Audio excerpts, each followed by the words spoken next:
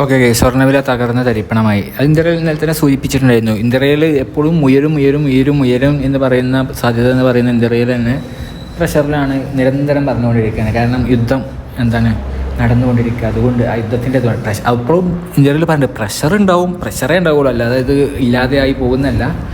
പിന്നെ ഇത് കോടികളുടെ കളികളാവുമ്പോഴാണ് ചെറിയ വ്യത്യാസങ്ങൾക്ക് എന്തായിട്ട് മാറുക, അത് ഇന്ത്യയിൽ തകർന്നു എന്നൊക്കെ പറയുന്നത്. അല്ലാതെ അതൊന്നും ഒഴിയാൻ വരാം. അപ്പോൾ എന്താണെന്ന് വെച്ച് കഴിഞ്ഞാൽ മറ്റേതെന്താ ഒരു 500 രൂപേൻ്റെ കുറച്ചിൽ അല്ലെങ്കിൽ 1000 രൂപയുടെ കുറച്ചിൽ, അത് വലിയ രീതിയിലുള്ള വാങ്ങുന്ന ജ്വല്ലറിക്കാരൊക്കെ ഉണ്ടല്ലോ, അവരെയൊക്കെ സംബന്ധിച്ചിട്ടാണ് ഇന്ത്യയിൽ തകർച്ച എന്ന് പറയുന്നത് കേട്ടോ. അല്ലാതെ ലോങ് ടൈമിലേക്ക് പ്രൈസ് വലിയ രീതിയിൽ ഉയർച്ചയിലേക്ക് തന്നെയായിരിക്കും പോയിക്കൊണ്ടിരിക്കുക. അപ്പോൾ ഇന്നിപ്പോൾ റീറ്റെയിൽ സെയിൽ ഡാറ്റ വന്നു, ജോബ്ലെസ് ക്ലെയിംസ് ഡാറ്റ വന്നു. റീറ്റെയിൽ സെയിൽ ഡാറ്റ 0.2 തന്നെ വന്ന് എക്സ്പെക്ട് ചെയ്ത പോലെ. പക്ഷേ അപ്പോൾ തന്നെ എന്തെങ്കിലും നോക്കി ഇനി എന്താ അത് ജോബ്ലെസ് ക്ലെയിംസിലേക്ക് നോക്കി. അപ്പോൾ ജോബ്ലെസ് ക്ലെയിംസ് എന്താണെന്ന് വെച്ച് കഴിഞ്ഞാൽ അത് എക്സ്പെക്ട് ചെയ്തതിനേക്കാളും കുറവാണ്. അതായത് എക്കണോമി നല്ലതാണ്, ജോബില്ലാത്തവരുടെ അവർ ആനുകൂല്യങ്ങൾക്ക് വേണ്ടിയിട്ട് ഇതാക്കുന്നതാണ്. അപ്പോൾ ആ ഡേറ്റ നോക്കി. പിന്നെ അതൊക്കെ ഇന്നലൊക്കെ തകരാതിന് താല്പര്യമുണ്ട്. പക്ഷേ എന്താണെന്ന് വെച്ച് കഴിഞ്ഞാൽ ഒന്ന് മുകളിൽ പോയി തകരണം എന്താണെന്ന് വെച്ച് കഴിഞ്ഞാൽ ഇന്നലൊക്കെ CPI ഡേറ്റ CPI ഡേറ്റ അനുകൂലമായിട്ട് വന്നു, ഗോൾഡിന് അനുകൂലമായിട്ട് വന്നു. അത് 3.8 പ്രതീക്ഷിച്ചോട് 3.5 ആണ് വന്നത് എക്സ്പെക്ട് ചെയ്തതിനേക്കാളും. അതിനിടക്ക് ഹോക്കി സ്റ്റോൺ അവരല്ല വാർഷിക നടത്തിയിട്ടുണ്ടെങ്കിൽ കൂടിയും ഡേറ്റ അങ്ങനെയായിരുന്നു. അതേപോലെ ഇന്നലെ വന്ന പ്രൊഡ്യൂസർ പ്രൈസ് ഇൻഡെക്സ് ഡേറ്റ അതും ഗോൾഡിന് വിലങ്ങായിട്ടാണ് വന്നത്. കാരണം 0 എക്സ്പെക്ട് ചെയ്തെടുത്ത് -0.3 വന്നിട്ടുള്ളത്. അത് സോഫ്റ്റ് ഡേറ്റ ആയിരുന്നു വന്നിട്ടുണ്ടായിരുന്നത്. പക്ഷേ ഇന്ന് വന്ന ഡേറ്റകൾ പ്രത്യേകിച്ച് ജോബ്ലെസ് ക്ലെയിംസ് വേറെ ഏതൊരു ഡേറ്റും കൂടി വരാനുണ്ടായിരുന്നു. ഫിലാഡൽഫിയ മാനുഫാക്ചറിങ് ഞാൻ എന്തെങ്കിലും നോക്കിയിട്ടില്ല. ഓക്കെ, പക്ഷേ ഗോൾഡ് താഴേക്ക് പോവുകയാണ്, അത് നോക്കി ഉത്തരക്കാൻ പറ്റില്ല. അപ്പോൾ ഗോൾഡ്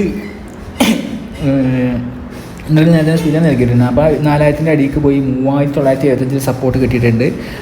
ഫസ്റ്റ് അറ്റംപ്റ്റ് 4000 നടത്താൻ ശ്രമിച്ച് 4004 വീണിട്ടുണ്ട്.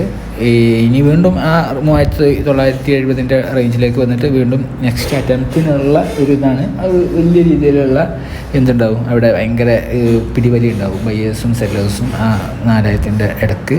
പിന്നെ US മാർക്കറ്റിൻ്റെ ഇതാണ്. പിന്നെ ഒരുപാട് വീണതാണ്. അപ്പോൾ ഷോർട്ട് സെൽ കവറിങ് റാലി ഉണ്ടായിക്കാണ്ട് മുകളിലേക്ക് പോകുമോ എന്നുള്ളത് നോക്കണം. അത് ചിലപ്പോൾ ഫ്രൈഡേ പ്രത്യേകിച്ച് CPI ഡേറ്റ വന്ന ആഴ്ചകളുടെ ഫണ്ടൊക്കെ ഉണ്ടായിരുന്നു. പക്ഷേ അപ്പോൾ യുദ്ധം നടക്കുന്നുണ്ട്. അത് എൻഡിൽ എങ്ങനെയൊക്കെ അങ്ങോട്ട് അത് മാനേജ് ചെയ്തെടുത്ത് മുകളിലേക്ക് പോകലുണ്ട്.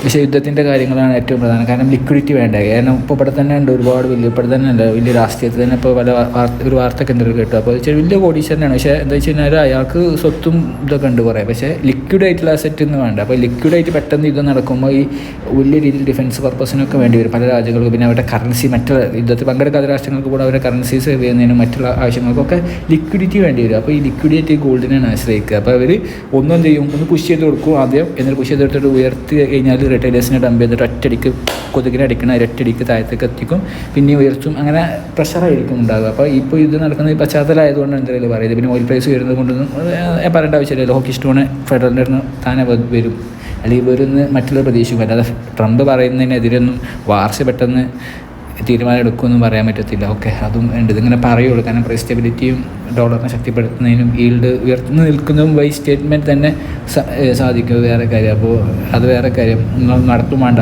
കാരണം ബാലൻസ് ഷീറ്റ് എത്രമാത്രം ഇതുണ്ട്. ജൂലൈയിൽ ചിലപ്പോൾ നടത്തിയേക്കില്ല, സെപ്റ്റംബറിൽ ഇപ്പോൾ നടത്തിയേക്കും എന്നുള്ള രീതിയിലാണ്. ബൈ പെർസെൻറ്റേജ് വൈസ് എന്തായാലും ജൂലൈ 26-27 ഇതുകൊണ്ട് പിന്നെ 24 ചൈന സ്റ്റോപ്പും ചെയ്യുകയാണ്. അപ്പോൾ അതിലുള്ള ലോങ് ടൈം പൊസിഷൻസിൻ്റെ സെല്ലിങ്ങും കൂടി വരുമോ എന്നുള്ളത് നോക്കണം. അപ്പോൾ പല ഫാക്ടേഴ്സും, ഒന്ന് ബാഡ്ലി എഫക്റ്റ് ചെയ്യും, ഒന്ന് ഫേവറബിളായിട്ട് എഫക്റ്റ് ചെയ്യുന്ന ഫാക്ടേഴ്സുകളുണ്ടാവും. ഒക്കെ കൂടി അനുകൂലത്തിലായിരിക്കും നമ്മളിത് പറയാണ്ടിരിക്കുന്നത്. പിന്നെ ഒരു പ്രൈസിന് ഇത്ര ഇടിയാനേ എന്ന് പറ്റത്തുള്ളൂ. കാരണം മറ്റുള്ള സാധനങ്ങൾക്കൊക്കെ പ്രൈസ് ഉണ്ടാകുമ്പോൾ ഇതിന് ഒരു ഇടിയുന്നതിന് ഒരു കണക്കുണ്ട്. അപ്പോൾ അങ്ങനെ ഒരു ആംഗിളിലാണ്. എന്തായാലും 1,50,50 നാളെ ഒരു 1000 രൂപയുടെ അടുത്ത് കുറഞ്ഞേക്കാവുന്ന അവസ്ഥയിലാണ് മാർക്കറ്റുള്ളത്. റിക്കവർ ചെയ്തിട്ടില്ലെങ്കിൽ, കാരണം വളരെ പ്രധാനപ്പെട്ട സമയങ്ങളാണ് നമുക്ക് മുമ്പിൽ. എന്തായാലും after retail sale data and jobless claims data just report ചെയ്തു തന്നേ ഉള്ളൂ. പിന്നെ ഇനിയും ഇടിയോ എന്ന് ചോദിച്ചു കഴിഞ്ഞാൽ, ഇടിയെന്ന് പറഞ്ഞാൽ എന്തെങ്കിലും ഡേറ്റ വരുമ്പോൾ ചെറിയ രീതിയിൽ ആരെങ്കിലും ഒന്നൊരു മൂവ്മെൻറ്റ് നടത്തുള്ളൂ. പിന്നെ അത് സ്റ്റോപ്പ് ലോസ് അടിച്ച് താഴത്തേക്ക് വരുന്നതാണ്. അപ്പോൾ ഇടിയോ എന്ന് ചോദിച്ചു കഴിഞ്ഞാൽ ഇവിടുന്ന് കുറച്ചും കൂടി ഇടിയോ എന്ന് വെച്ച് കഴിഞ്ഞാൽ ഇന്ന് ഇടിയോ എന്നല്ല ഞാൻ പറയാം. അതായത് എങ്ങാനും പ്രൈസ് എങ്ങാനും 975 താഴത്തേക്ക് എങ്ങാനും തൊട്ട് കഴിഞ്ഞാൽ എന്താ കുഴപ്പമില്ല, അവിടെ കുറേ ആൾക്കാരെ സ്റ്റോപ്പ് ലോസ് ഉണ്ടാവും. അപ്പോൾ ഇടിഞ്ഞാടൊക്കെ പേപ്പറിലുള്ള കളികളാണ്, അല്ലാതെ ഫിസിക്കലി ഒന്നും സംഭവിക്കുന്നില്ല. അപ്പോൾ പ്രൈസ് ഇപ്പം ഈ ബേസിലാണ് സംസാരിക്കുന്നത്. അതൊക്കെ ചൈന കണ്ടില്ല മാറ്റാൻ പോകുന്നത്. അപ്പോൾ എന്ത് ചെയ്യും, ഇപ്പം താഴേക്കൊരു പുഷ് വരുന്നല്ലാതെ തക്കതും തരിപ്പണമാവാനുള്ള സാധ്യത ഇപ്പോൾ ഇല്ല എന്നുള്ളതാണ്. പക്ഷേ പ്രഷർ ഗോൾഡിലിങ്ങനെ നിൽക്കുമെന്നുള്ളതാണ്. ഒരു വലിയ ഫാള് എങ്ങോനും വന്നാൽ പോലും അത് പെട്ടെന്ന് റിക്കവറി ചെയ്യും. കാരണം ആർക്കും ഒരു ലോങ് പൊസിഷൻ ഷോർട്ട് ഇട്ടാണ്ട് നിൽക്കാൻ പറ്റത്തില്ല. കാരണം ആർക്കും കഴിയില്ല, പ്രത്യേകിച്ച് വീക്കെൻഡിൽ തീരെ കഴിയില്ല. യുദ്ധം കഴിഞ്ഞ് എല്ലാം ഓക്കെ ആയി എന്നൊക്കെ പറഞ്ഞാണ് പുതിയ എന്തെങ്കിലും വർത്താൻ പറ്റുക. അപ്പോൾ വീക്കെൻഡിൽ ഷോർട്ട് കവറിങ് റാലി വരെ എക്സ്പെക്റ്റ് ചെയ്യണം. അപ്പോൾ അത് മാർക്കറ്റ് അതിൽ വോളട്ടൈലായിരിക്കും. ബട്ട് ഞാൻ പറഞ്ഞില്ലേ, ഇപ്പോൾ കറൻസിയുടെ സ്റ്റെബിലിറ്റിയിലെങ്കിലും ഗോൾഡുകൾക്ക് എന്തുണ്ടാവും, പ്രൈസ് സ്റ്റെബിലിറ്റി മേലേക്ക് നല്ല വരും. അതിലാരും ഫിസിക്കലി ഉള്ളത് വാങ്ങി ഒഴിവാക്കണ്ട. കാരണം ഇതിൻ്റെ വിലയൊന്നും ഈ വിലയൊന്നും അല്ല.